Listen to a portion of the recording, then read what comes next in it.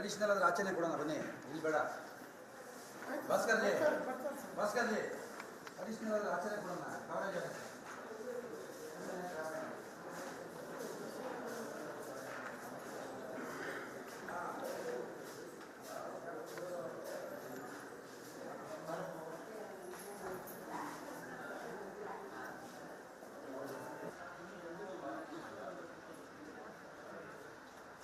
ಅಲ್ಲಿ ನಿಲ್ಸ್ಕೊಂಬಿಡೋಣ.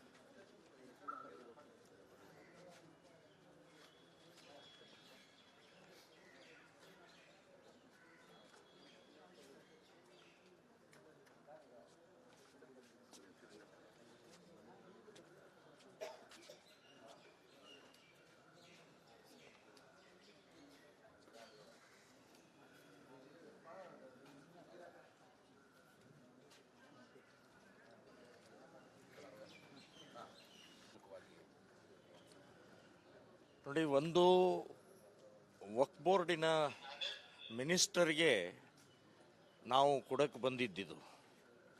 D C ಅವ್ರಿಗೆ ಕೊಡೋದಿತ್ತಂದ್ರೆ ಇಲ್ಲಿ ಬೇಕಾದ ಸಲ ಬಂದು ಬೇರೆ ಬೇಕಾದಷ್ಟು ಕೊಟ್ಟಿದ್ದೀವಿ. ನಮಗೆ ಡಿ ಸಿ ಅವರಿಗೆ ಕೊಡುವಂಥದ್ದು ಅವಶ್ಯಕತೆ ಇರಲಿಲ್ಲ.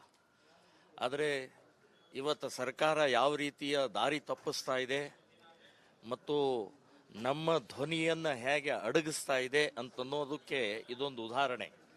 ನಾವು ಈಗಾಗಲೇ ಚಾಮರಾಜಪೇಟೆಯ ಪೊಲೀಸ್ ಸ್ಟೇಷನ್ಗೆ ಮನವಿಯನ್ನು ಕೊಟ್ಟಿದ್ದೀವಿ, ಅರ್ಜಿಯನ್ನು ಕೊಟ್ಟಿದ್ದೀವಿ, ಹೀಗೆ ಇದೇ ಕಾರ್ಯಕ್ರಮ ನಮ್ಮದು ಅಂತ ಹೇಳಿ. ಆದರೂ ಕೂಡ ಒಂದು ನಿಯಮದ ಪ್ರಕಾರ ಅಂತ ಹೇಳಿ ಫ್ರೀಡಮ್ ಪಾರ್ಕ್ ಅಂತ ಹೇಳ್ತಾರೆ. ನಾ ಹೇಳೋದು, ಇದು ಮನವಿಗೆ ಪ್ರತಿ ಸಲ ಅಲ್ಲಿ ಹೋಗಿ ಕೂತ್ಕೊಳ್ಳೋದು. ಅಲ್ಲಿ ಹೋದರೆ ಜಮೀರ್ ಅಹ್ಮದ್ ಬರ್ತಿದ್ರ ಅಲ್ಲಿ, ಅಥವಾ ಜಮೀರ್ ಅಹ್ಮದ್ದಿಂದ ವಕ್ಫ್ ಬೋರ್ಡಿನ ಇದರಿಂದ ಯಾರಾದರೂ ಬರ್ತಿದ್ರೆ? ಯಾರಿಲ್ಲ. ಸುಮ್ಮನೆ ಅಲ್ಲೂ ಬಂದು ಯಾರಾದರೂ ಸ್ವೀಕಾರ ಮಾಡ್ಕೊಳ್ಳಿ. ಇದು ಸರ್ಕಾರದ ನೀತಿ ಸರಿಯಲ್ಲ. ನಾನು ಹೇಳ್ತಾ ಇದನ್ನು ಖಂಡಿಸ್ತಾ ಇದ್ದೀನಿ. ನಿಜವಾಗಿ ತಪ್ಪಿತಸ್ಥ, ನಿಜವಾಗಿ ಇವತ್ತು ರೈತರಿಗೆ ದ್ರೋಹ ಮಾಡ್ತಾ ಇರುವಂತಹ ಸರ್ಕಾರ ಮತ್ತು ಸರ್ಕಾರಕ್ಕೆ ಸರಿಯಾಗಿ ಒತ್ತಡ ತಂದು ಮಾಡ್ತಾ ಇರುವಂಥ ವಕ್ಫ್ ಬೋರ್ಡಿನ ಮಿನಿಸ್ಟರ್ ಜಮೀರ್ ಅಹ್ಮದ್ ಅವ್ರಿಗೆ ಇದನ್ನು ಕೊಟ್ಟು ನಾವು ಹೇಳಬೇಕಾಗಿತ್ತು, ಇಡೀ ರಾಜ್ಯದ ರೈತರ ಕ್ಷಮೆ ಕೇಳಬೇಕು ಅಂತೇಳಿ. ಯಾವುದು ಬೇಕಾದ ಕಣ್ಣಿಗೆ ಕಂಡಿದ್ದು, ಕೈ ಇಟ್ಟಿದ್ದು, ನಡೆದಾಡಿದ್ದು ಎಲ್ಲ ನಮ್ಮದೇ, ವಕ್ಫ್ ಬೋರ್ಡಿಂದೆ ಅಂತ ಹೇಳುವಂಥ ಮಾನಸಿಕತೆ ಇವತ್ತು ಅವ್ರಿಗೆ ಕಡಿವಾಣ ಹಾಕಬೇಕಾಗಿದೆ. 17-18ರಲ್ಲಿ ಅವರೇ ಮಾಡಿದ್ದು, ಈಗಲೂ ಅವರೇ ಮಾಡ್ತಾ ಇದ್ದಾರೆ. ಸೊ ಈ ರೀತಿಯ ಇರುವಂಥ ಮಾನಸಿಕತೆ ಆ ಜಮೀರ್ ಅಹ್ಮದ್ಗೆ ನಾವು ಹೇಳುವಂಥ ಕ್ಷಮೆ ಬೇಡುವಂಥ ಪ್ರಕ್ರಿಯೆಗೋಸ್ಕರನೇ ನಾವು ಮನವಿಯನ್ನು ಕೊಡೋದು ನಿಶ್ಚಯ ಮಾಡಿದ್ದೀವಿ. ಆದರೆ ಸರ್ಕಾರ ನಮ್ಮನ್ನು ದಾರಿ ತಪ್ಪಿಸಿದೆ. ಈಗ ಡಿ ಸಿ ಅವರಿಗೆ ನಾವು ಕೊಟ್ಟಿದ್ದೀವಿ, ಡಿ ಸಿ ಅವರು ತಲುಪಿಸ್ತಾರೆ ಅಂತ ಎನ್ನುವಂಥದ್ದು ಹೇಳಿಕೆಯನ್ನು ಕೊಟ್ಟಿದ್ದಾರೆ.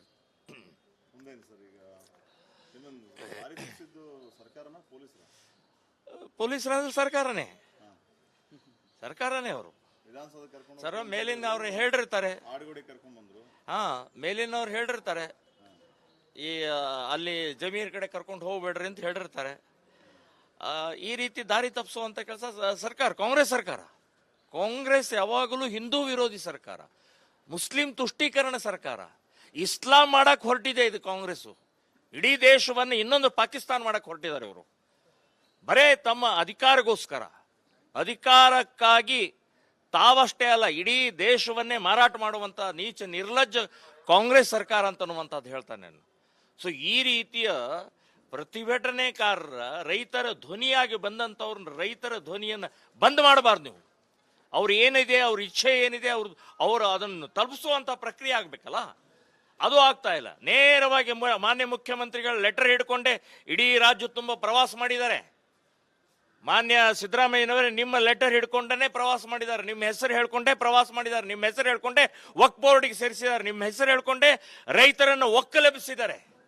ಯಾರು ನಿಮಗೆ ಓಟು ಕೊಟ್ಟು ಗೆಲ್ಲಿಸಿದ್ರು, ಅದೇ ಆ ಓಟು ಕೊಟ್ಟು ಗೆಲ್ಸದಂತ ರೈತರನ್ನ ಇವತ್ತು ಬುಡವೇಲ್ ಮಾಡ್ತಾ ಇದ್ರಿ. ಯಾವ ಮಾನಸಿಕತೆ ಇದೆ?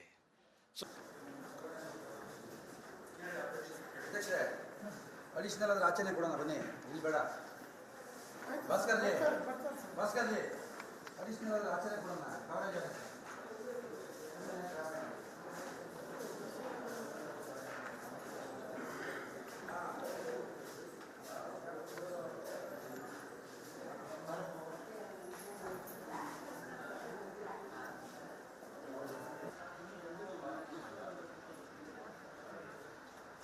ಅಲ್ಲಿ ನಿಲ್ಸ್ಕೊಂಬಿಡೋಣ.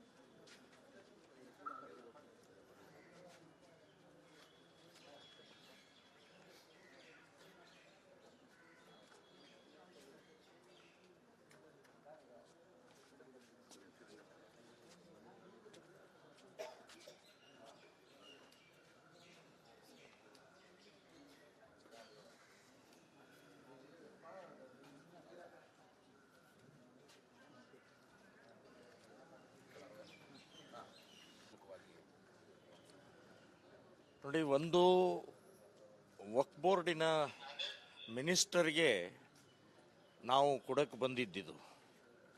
ಡಿ ಸಿ ಅವ್ರಿಗೆ ಕೊಡೋದಿತ್ತಂದ್ರೆ ಇಲ್ಲಿ ಬೇಕಾದ ಸಲ ಬಂದು ಬೇರೆ ಬೇಕಾದಷ್ಟು ಕೊಟ್ಟಿದ್ದೀವಿ. ನಮಗೆ ಡಿ ಸಿ ಅವರಿಗೆ ಕೊಡುವಂಥದ್ದು ಅವಶ್ಯಕತೆ ಇರಲಿಲ್ಲ. ಆದರೆ ಇವತ್ತು ಸರ್ಕಾರ ಯಾವ ರೀತಿಯ ದಾರಿ ತಪ್ಪಿಸ್ತಾ ಇದೆ ಮತ್ತು ನಮ್ಮ ಧ್ವನಿಯನ್ನು ಹೇಗೆ ಅಡಗಿಸ್ತಾ ಇದೆ ಅಂತನ್ನೋದಕ್ಕೆ ಇದೊಂದು ಉದಾಹರಣೆ. ನಾವು ಈಗಾಗಲೇ ಚಾಮರಾಜಪೇಟೆಯ ಪೊಲೀಸ್ ಸ್ಟೇಷನ್ಗೆ ಮನವಿಯನ್ನು ಕೊಟ್ಟಿದ್ದೀವಿ, ಅರ್ಜಿಯನ್ನು ಕೊಟ್ಟಿದ್ದೀವಿ, ಹೀಗೆ ಇದೇ ಕಾರ್ಯಕ್ರಮ ನಮ್ಮದು ಅಂತ ಹೇಳಿ. ಆದರೂ ಕೂಡ ಒಂದು ನಿಯಮದ ಪ್ರಕಾರ ಅಂತ ಹೇಳಿ ಫ್ರೀಡಮ್ ಪಾರ್ಕ್ ಅಂತ ಹೇಳ್ತಾರೆ.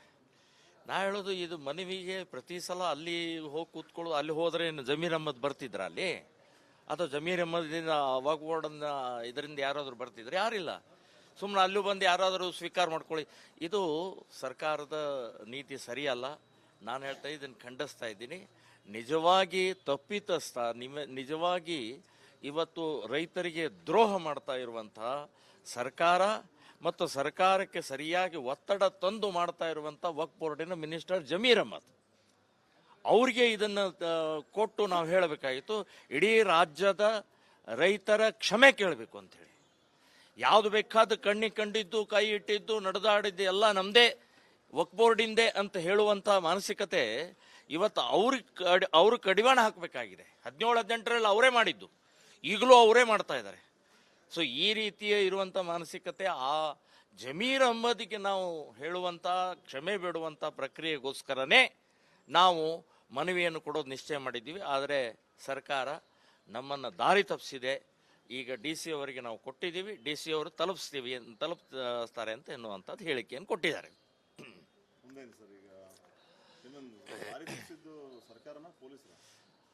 ಪೊಲೀಸರ ಸರ್ಕಾರನೇ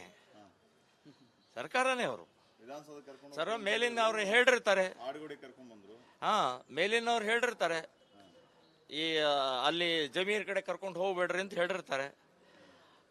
ಈ ರೀತಿ ದಾರಿ ತಪ್ಪಿಸುವಂತ ಕೆಲಸ ಸರ್ಕಾರ, ಕಾಂಗ್ರೆಸ್ ಯಾವಾಗಲೂ ಹಿಂದೂ ವಿರೋಧಿ ಸರ್ಕಾರ, ಮುಸ್ಲಿಂ ತುಷ್ಟೀಕರಣ ಸರ್ಕಾರ, ಇಸ್ಲಾಂ ಮಾಡಕ್ ಹೊರಟಿದೆ ಇದು ಕಾಂಗ್ರೆಸ್. ಇಡೀ ದೇಶವನ್ನು ಇನ್ನೊಂದು ಪಾಕಿಸ್ತಾನ ಮಾಡಕ್ ಹೊರಟಿದ್ದಾರೆ ಇವರು. ಬರೇ ತಮ್ಮ ಅಧಿಕಾರಕ್ಕಾಗಿ ತಾವಷ್ಟೇ ಅಲ್ಲ, ಇಡೀ ದೇಶವನ್ನೇ ಮಾರಾಟ ಮಾಡುವಂತ ನೀಚ ನಿರ್ಲಜ್ಜ ಕಾಂಗ್ರೆಸ್ ಸರ್ಕಾರ ಅಂತ ಅನ್ನುವಂಥದ್ದು ಹೇಳ್ತಾನೆ ನಾನು. ಸೊ ಈ ರೀತಿಯ ಪ್ರತಿಭಟನೆಕಾರರ, ರೈತರ ಧ್ವನಿಯಾಗಿ ಬಂದಂಥವ್ರನ್ನ, ರೈತರ ಧ್ವನಿಯನ್ನು ಬಂದ್ ಮಾಡಬಾರ್ದು ನೀವು. ಅವ್ರು ಏನಿದೆ, ಅವ್ರ ಇಚ್ಛೆ ಏನಿದೆ, ಅವರು ಅದನ್ನು ತಲುಪಿಸುವಂತ ಪ್ರಕ್ರಿಯೆ ಆಗ್ಬೇಕಲ್ಲ, ಅದು ಆಗ್ತಾ ಇಲ್ಲ. ನೇರವಾಗಿ ಮಾನ್ಯ ಮುಖ್ಯಮಂತ್ರಿಗಳು ಲೆಟರ್ ಹಿಡ್ಕೊಂಡೆ ಇಡೀ ರಾಜ್ಯ ತುಂಬ ಪ್ರವಾಸ ಮಾಡಿದ್ದಾರೆ. ಮಾನ್ಯ ಸಿದ್ದರಾಮಯ್ಯನವರೇ ನಿಮ್ಮ ಲೆಟರ್ ಹಿಡ್ಕೊಂಡೇ ಪ್ರವಾಸ ಮಾಡಿದ್ದಾರೆ, ನಿಮ್ಮ ಹೆಸರು ಹೇಳ್ಕೊಂಡೇ ಪ್ರವಾಸ ಮಾಡಿದ್ದಾರೆ, ನಿಮ್ಮ ಹೆಸರು ಹೇಳ್ಕೊಂಡೇ ವಕ್ಫ್ ಬೋರ್ಡ್ಗೆ ಸೇರಿಸಿದ್ದಾರೆ, ನಿಮ್ಮ ಹೆಸರು ಹೇಳ್ಕೊಂಡೇ ರೈತರನ್ನು ಒಕ್ಕಲೆಬ್ಬಿಸಿದ್ದಾರೆ. ಯಾರು ನಿಮಗೆ ಓಟು ಕೊಟ್ಟು ಗೆಲ್ಲಿಸಿದ್ರು, ಅದೇ ಆ ಓಟು ಕೊಟ್ಟು ಗೆಲ್ಸದಂತ ರೈತರನ್ನ ಇವತ್ತು ಬುಡವೇಲ್ ಮಾಡ್ತಾ ಇದ್ರಿ. ಯಾವ ಮಾನಸಿಕತೆ ಇದೆ?